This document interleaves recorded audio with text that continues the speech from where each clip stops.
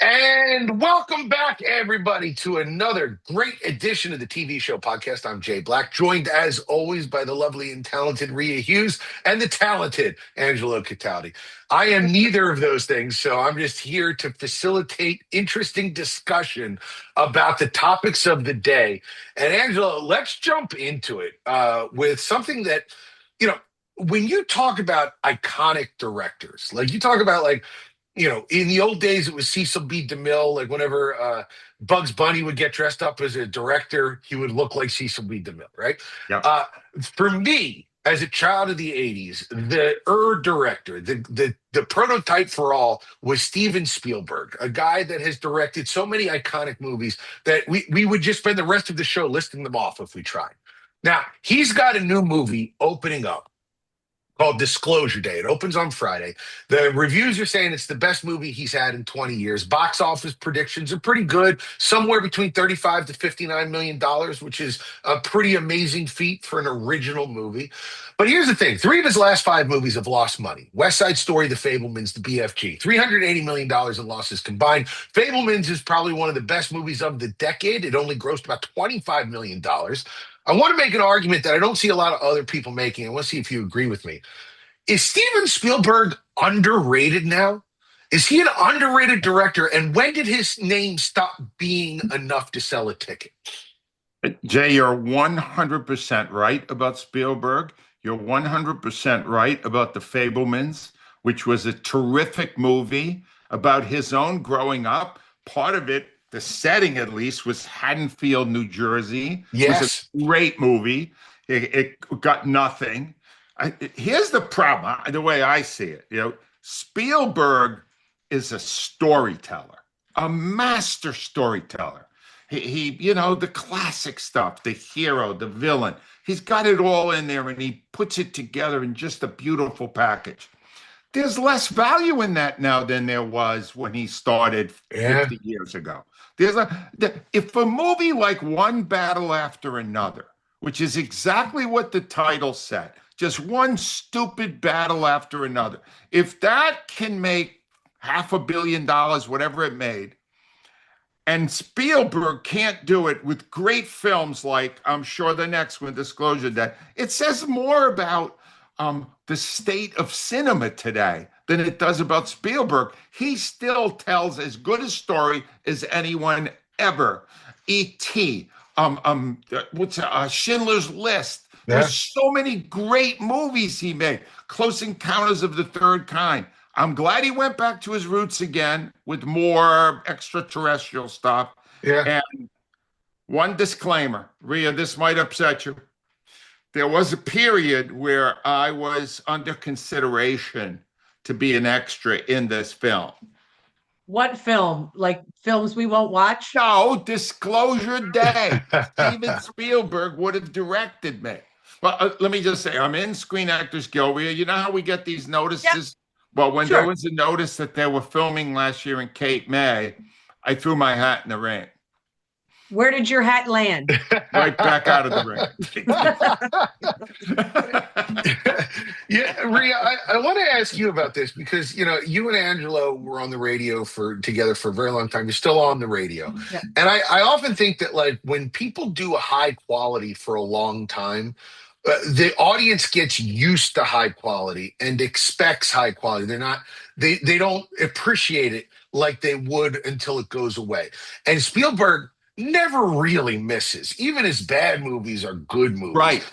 So is it possible that for 50 years we just went, oh, this guy is just going to produce greatness every time, and we kind of went, nah, who cares? See, here's what I think, and I think the problem is me and people like me. See, you and Angelo know who's directed or produced every movie. I don't.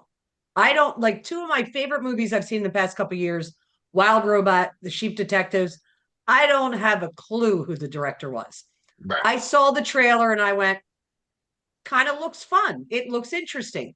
So I don't as much pay attention to, and I also think I have an aversion to the as you know, the Oscar movies I don't watch. I just think they're all highbrow stuff. Like Angelo said, what was the movie that just won everything? One battle after another. I saw the trailer. There was nothing in it that interested me. No. So I look for stuff that interests me. I don't go, but I will go like, oh, I kind of like that actor. I like that actress. I'll go see it. But other than that, I don't really pay attention to the directors.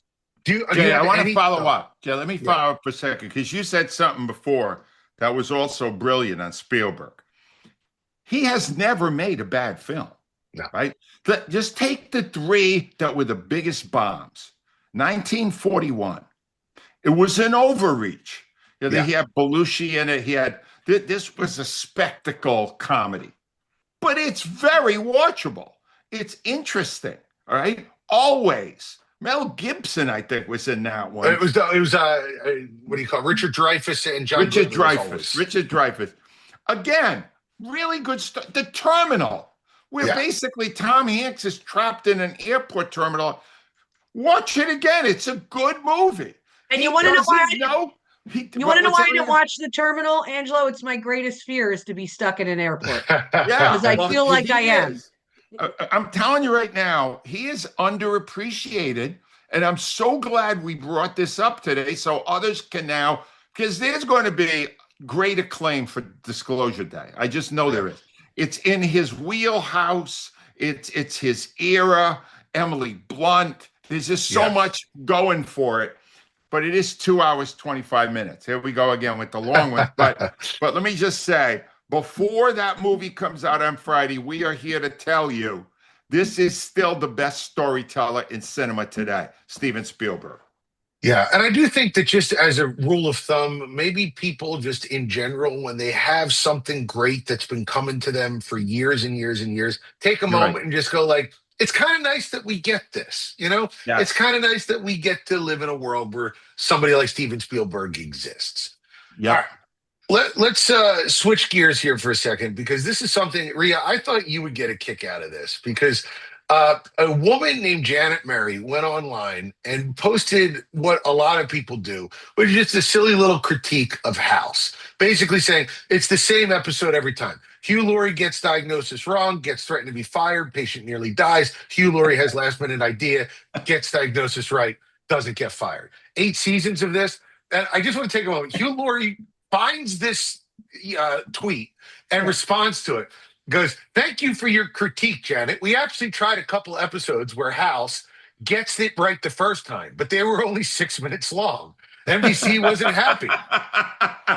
They tried some where House never gets it right and the patient dies. The audience wasn't happy. One could apply your trenchant analysis to other art forms. J.S. Bach wrote 30 Goldberg variations on the same chord structure. Frida Kahlo painted 50 portraits of herself. All right. Henry Okay. Moore, what?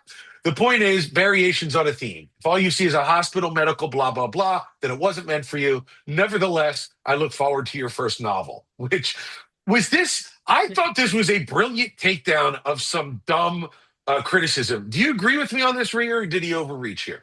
Yeah, I'd like to report a murder because that's exactly what he did there. What was funny was she got predictably crushed by everybody because Yeah. House was a terrific show. And then he apologized and said he was drunk. I'm sorry. If that's the stuff he's writing when he's drunk, I need to do a lot more of these before the show because apparently I'll be way better. Yeah, here's what her problem is. And I mean, Hugh Laurie is brilliant. Okay.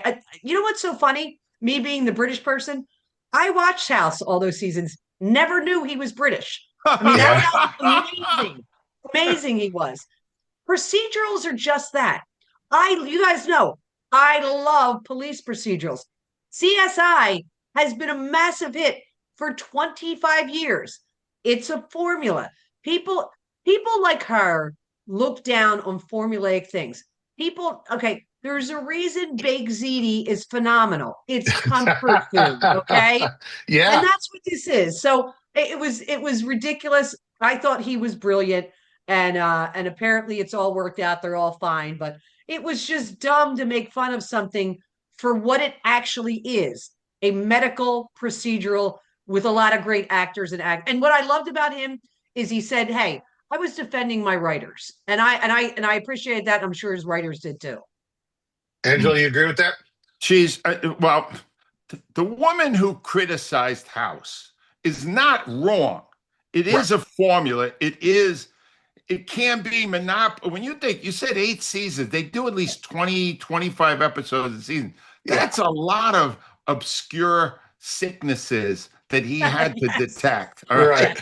But I'm just going to use a frame of comparison. That what was that out 30 years ago, right? House, something like that. 20. I would say, right? 20 years whatever ago. it is. Fox has another medical show on now called Doc. It just got renewed for its 3rd season. It is exactly the same formula. It is in the first scene, somebody has a medical a crisis. And here comes a doc in to try to save the day. And there's all sorts of squabbles, and it takes 1 hour to fix the problem. Right? And it's Perry Mason. Remember that show, a legal show in the 60s? Every single episode, the crime, then they have the arrest, and then Perry breaks the guy down, the villain, on the stand in the last scene. Right. People like formulas. Columbo. Like One more question. Yeah. I think about, did this woman read sonnets and go, oh my God, another 14-line poem with the same rhyme structure? Rip her though. She's not wrong. She's stating the obvious. That's all.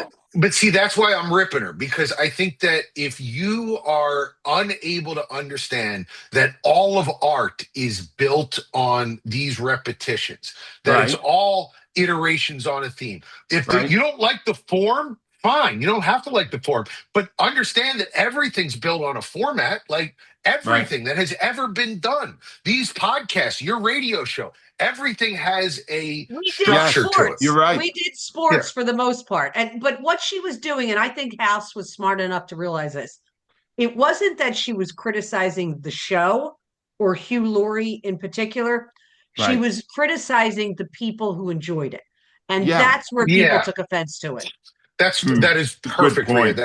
Very good point.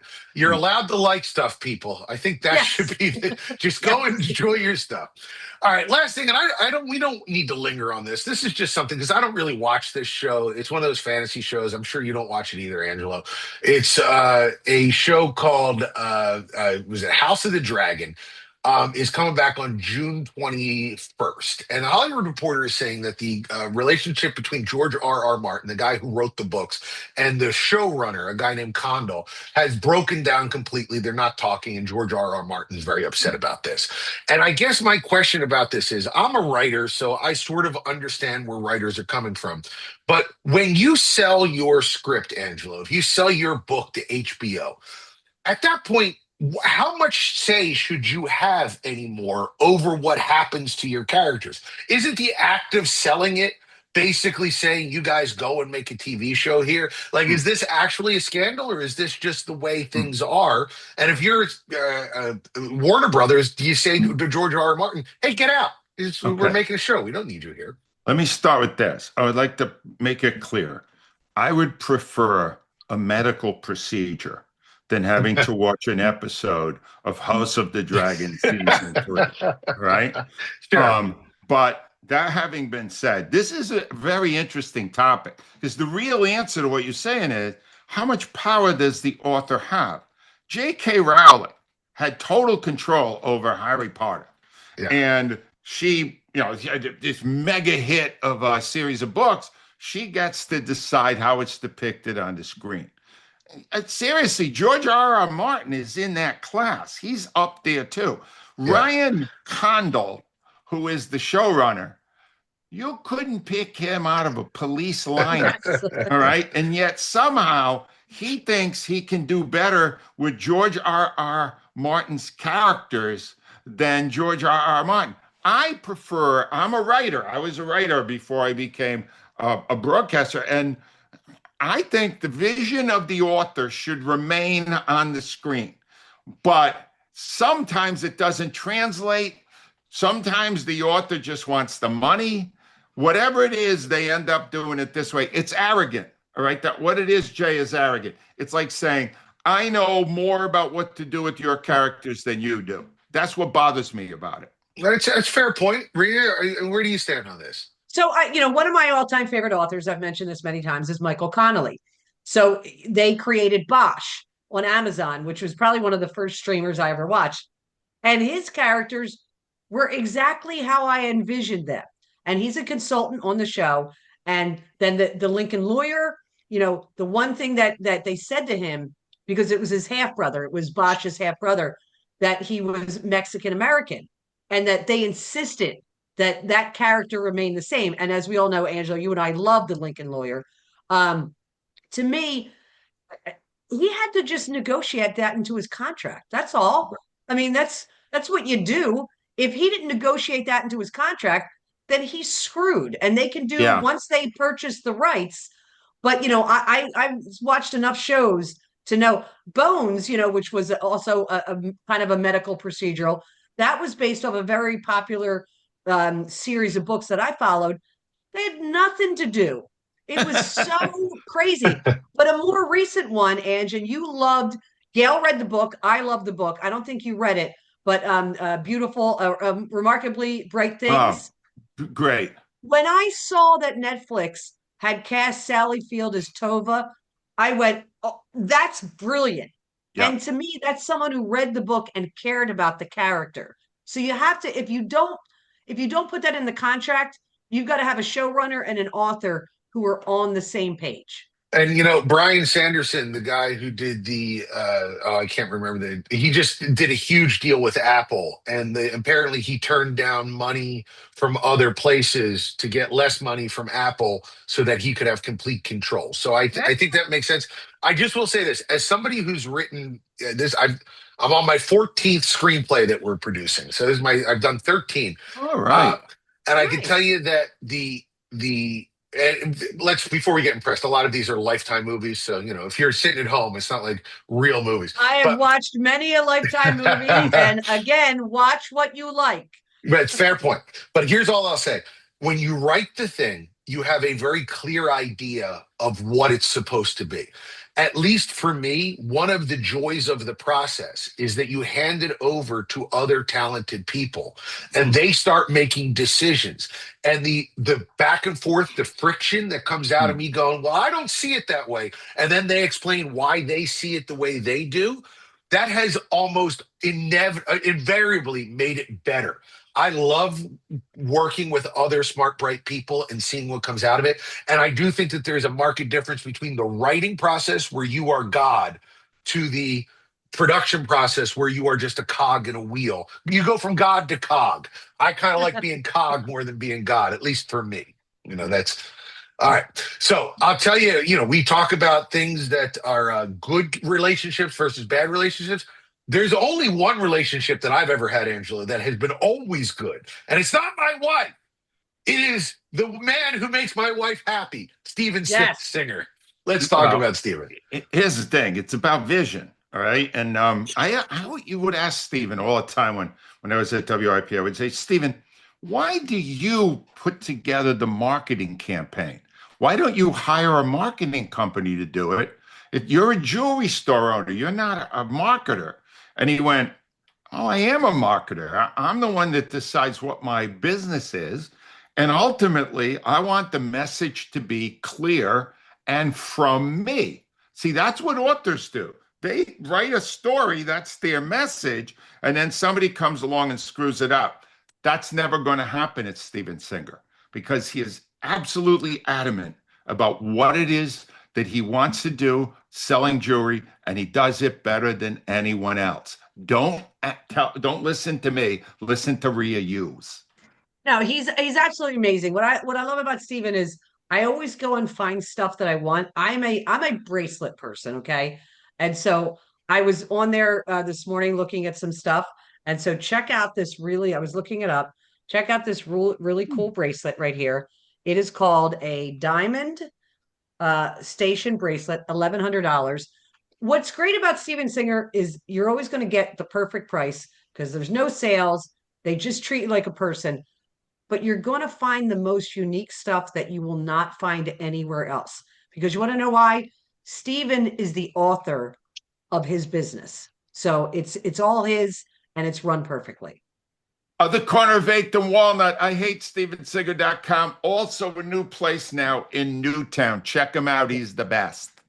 Very nicely done. And that for most people, they go, "Wow, there has never been a sponsor read as good as that. What could possibly be better?" Well, I tell you what, did you see the fan mail that we got, Rhea? That your I did. suggestion of the Sheep Detective made one of our fans very happy. They went out to Good. the theater and saw it because of you, Rhea Hughes. That's Love it. true power. So, what are you going to do to make the people happy this week? So I have a recommendation. One thing that I think British TV does really well is they take true crime and they dramatize it, Dramatize it. dramatize Dramatize. it. Right. So this was one that I was unfamiliar with. It was the murder of this young mother, 23 years old, Rachel Nichols, in 1992. She was walking her 2.5-year-old, 2-year-old son, almost three. That is important to the story, in a very safe suburban area of London where people played tennis, they golfed, they walked their dogs. So she was took her son, and she was basically murdered in broad daylight, stabbed 49 times, sexually assaulted in Ugh. front of her child. Oh, And so he is the only witness to this. And he was almost 3 years old at the time, which wow. presents an amazing amount of challenges. So Netflix, it's on Netflix. They've done a 3-part series on it. I am almost at the end of the second one. It's tough to watch this because they go back and forth because this little boy, Alex, yeah, so it was Rachel and her partner, Andre, had this little boy, Alex, and he's left to protect him. The British media can be incredibly vicious. What we see it when you see the way the British media goes after royalty, imagine going after a young father who just found out his partner's murdered and he's got a 2-year-old son who's the only witness, and all they care about is just getting his picture in the pic. It was vicious, so vicious that he wound up moving his young child out of the country to France. They conducted this investigation that was bungled from the beginning. They never interviewed the child for 3 weeks. I find that they weren't going to get much out of him. He was barely 3 years old. I know I was 3.5 years old when my first father died. I have like three memories of him, and that's it. And I know like this was traumatic for this child, but they kept trying to interview him. And what I liked about it, we talked about the authors being involved. The father and the son were consultants on this. So you get a true picture of what's left, the victims who are left behind, the families in something like this. It is really powerful.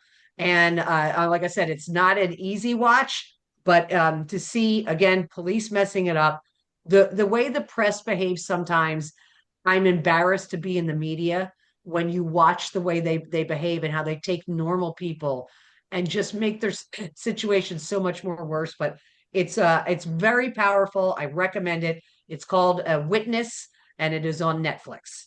Yep. Right. And I got to say, when you first mentioned her name as an old school ESPN fan, I heard Yeah, Rachel yeah. Nichols, and I was like, "Wait, did something happen to Rachel Nichols?" Spelled Like, differently, Nikells, but it happened in 1992. It was huge in London at the time because it happened in a safe place. sure, yeah, Yeah. all right, very nicely done. Thank you, Rhea and Angela. What do you got this week? I got something new and I got something not so new and I got something that's good and something that's incredibly great. All right. The good one is brand new project by Mr. John Travolta, and it is called Propeller One Way Night Coach.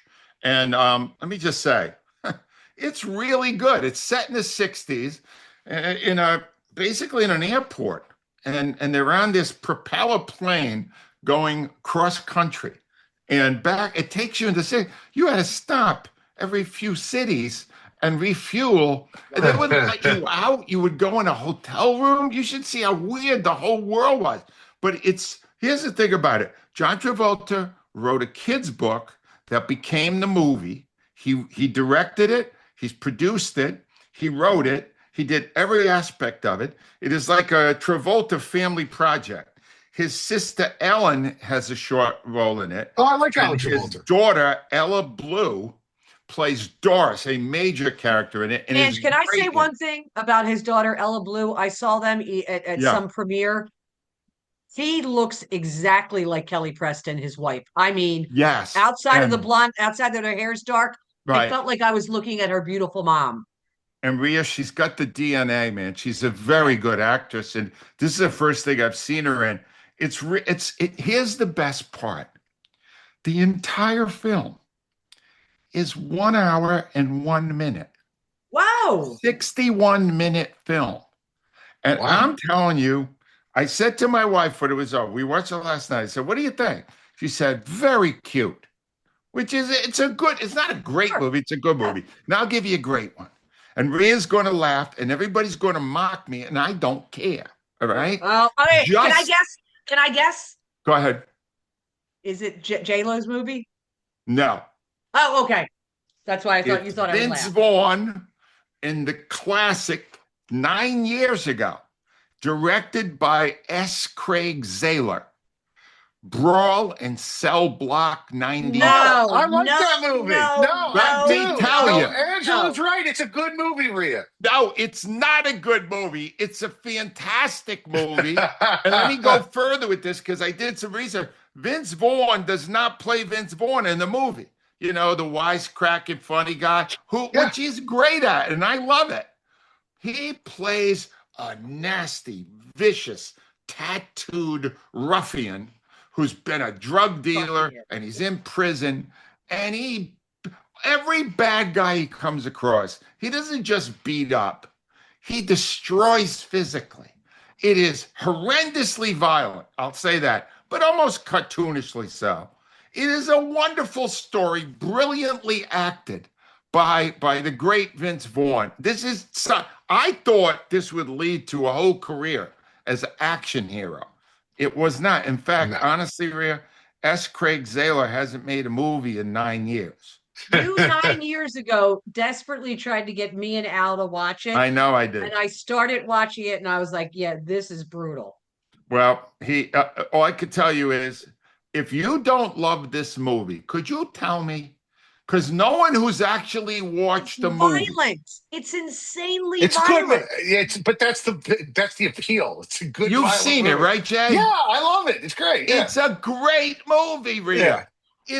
Yes, it's extremely violent, but you know what? Those people aren't really getting hurt. The people he hits with a baseball bat and stuff in the head. Problem. Anyway, I love it. And it just now came on to it came on to Amazon.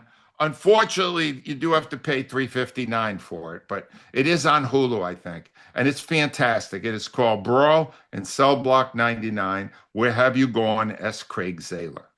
Okay, couple of quick things I need to mention. Number one, my favorite thing about John Travolta becoming a director is now he's in his beret phase.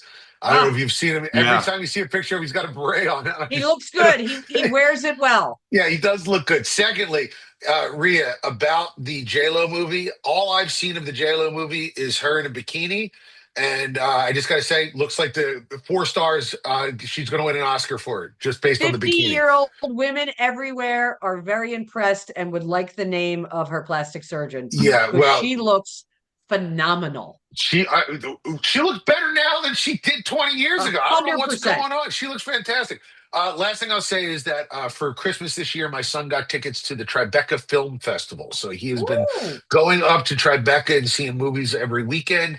And he has a suggestion for one that is most likely going to be on TV sometime in the next 6 to 8 months. There's a new documentary called Playing POTUS that he said was very good. It's basically the history of comedians doing impressions of the president. And it starts with a guy named Von Meter back in the 60s, who, Angelo, you might remember. His career, I'm interested in that. yeah, it's really good. And they talk about Dana Carvey, and my son came back with a bunch of questions asking how big an impression Dana Carvey's George H.W. Bush was, and I was like, Wow. it was the biggest one I can remember. Yeah. They talk about how Will Ferrell's W. Bush may have helped him win the election because it made him seem so relatable and likable, even though he was dumb. He said it was a great documentary. It's going to be out in the next 6 to 8 months, probably on like HBO or something like that. They haven't bought it yet, so well worth your time. All right, here's what you should watch based on our conversation on this show this week. House is available in all of its formulaic glory on Apple Plus if you want to see it. Disclosure Day in theaters Friday. Don't miss it. It's going to be great. The Fablemans, which Jay and I both gave a high endorsement for, another Spielberg masterpiece, is available on Peacock. House of the Dragon season 3 is available on HBO Max. Shoot me first. The Witness is available on Netflix. And Rhea, I was trying to decide if I wanted to watch that. Now I know I do. It's just to let you know, Angie, it's just called Witness because sometimes that messes up when I you're looked it up and it said the. It said The Witness? It I said thought the it was Witness. just Witness okay. was a movie about Yeah, you're right. No, that was the Amish Amish. movie. the Amish Amish Harrison movie, movie. right? Ford. The Exactly. Witness. Okay. They Yeah. wanted to make it My different bad, than the Angela. Amish And listen, Angela, this doesn't happen often. You were right. movie. I think that's the first time. Propeller One-Way Night Coach is available on Apple Plus, and Brawl in Cell Block 99. Free on Hulu, $3.59 of money spent well is on Amazon.